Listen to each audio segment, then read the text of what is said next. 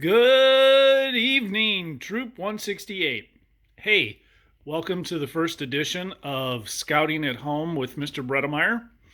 I'm getting a little stir crazy during the COVID thing, and so I thought I would make something good to eat in the Dutch oven here.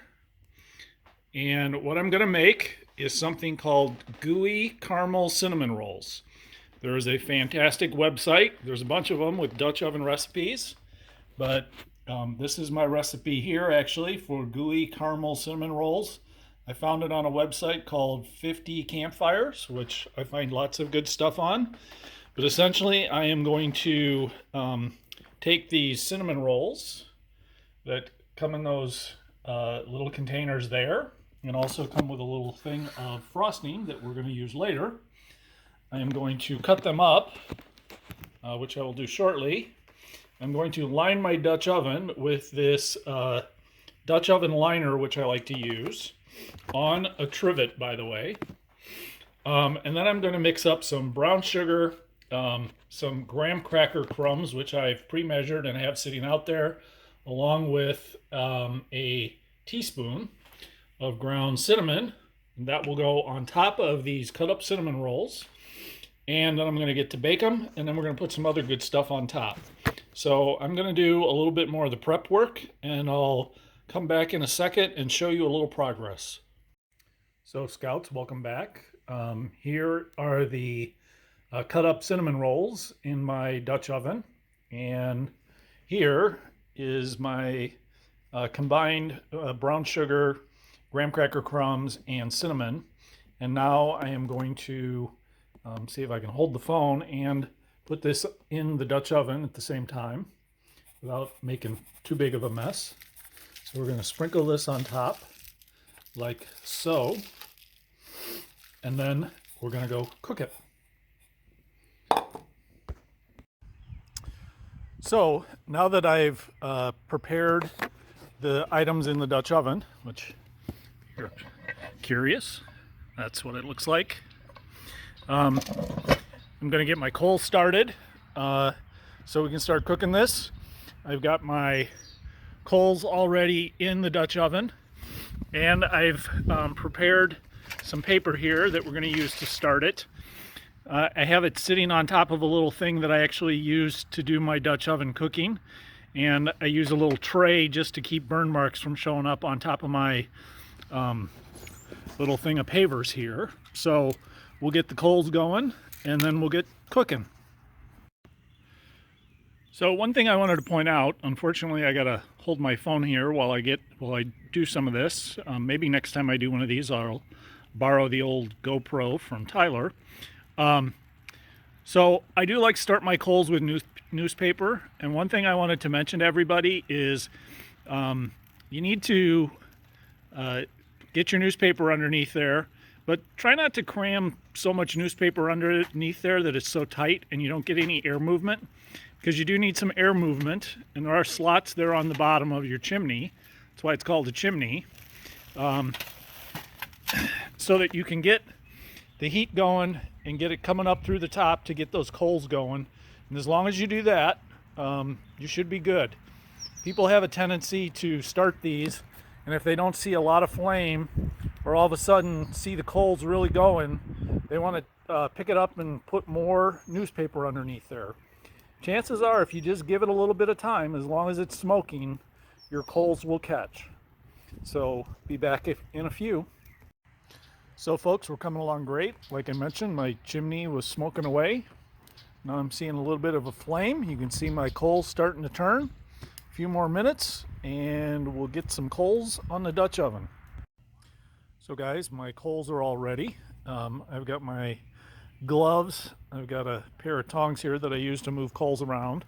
I do tend to make a few extra coals. I don't count them out exactly, and this is where, if you will, Dutch oven cooking is a little bit of a art rather than a science. I'm supposed to cook these at 350 degrees.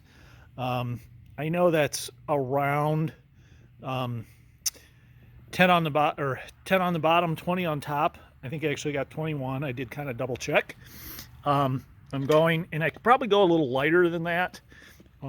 but it is a little cool out tonight, which might have an impact. So, you know, the key to Dutch oven cooking, and the reason it's called a Dutch oven and not a Dutch pan, is because you put more coals on top so that the heat radiates down from the top, much like an oven, as opposed to putting a lot of coals on the bottom. You do need some on the bottom, but you don't want to go too many coals on the bottom, or you'll end up burning your food, especially since we're baking rolls here that's kind of like a bread. So hopefully I didn't go too many, but we'll start the timer, and actually we'll go get the icing ready while we're waiting for this to cook, which is only about 25-30 minutes. Thanks. So guys, like I mentioned, I'm letting my cinnamon rolls cook in the Dutch oven, and thought I'd come and prepare the icing that goes on top of these. The reason they're called Gooey Caramel Cinnamon Rolls. Here's my caramel sauce, which, by the way, is a great value. And so I'm supposed to combine the icing that comes with the cinnamon rolls in the tin, which I've already extracted from those little babies, and put in this bowl. And then here is my caramel sauce that I'm going to add and mix together. Now, I have a little bit of a sweet tooth and like caramel, so I actually put a little bit more caramel sauce here than what the recipe actually calls for. It said to use 1/3 of a cup. I'm using 1/2 because, like I said, I have a sweet tooth.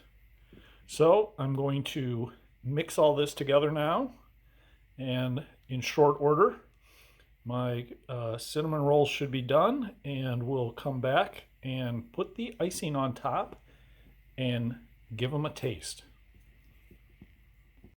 So folks, here we are. We're about 20 minutes in. Thought I'd take a peek and see how we're doing. This is my lid lifter. Looking pretty good, but I think they're still a little doughy, so we're going to give them a little bit longer.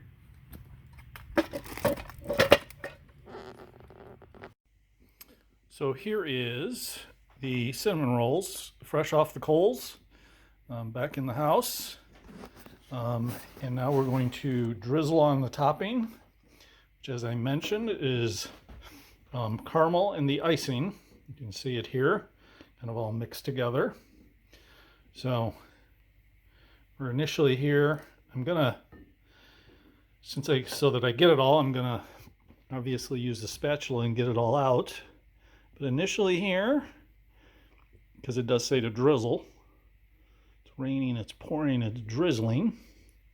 We're gonna do a little drizzle, and then we'll get the rest, probably off camera. I'm gonna come back and show you the finished product. Maybe you get a shot of my happy face trying one.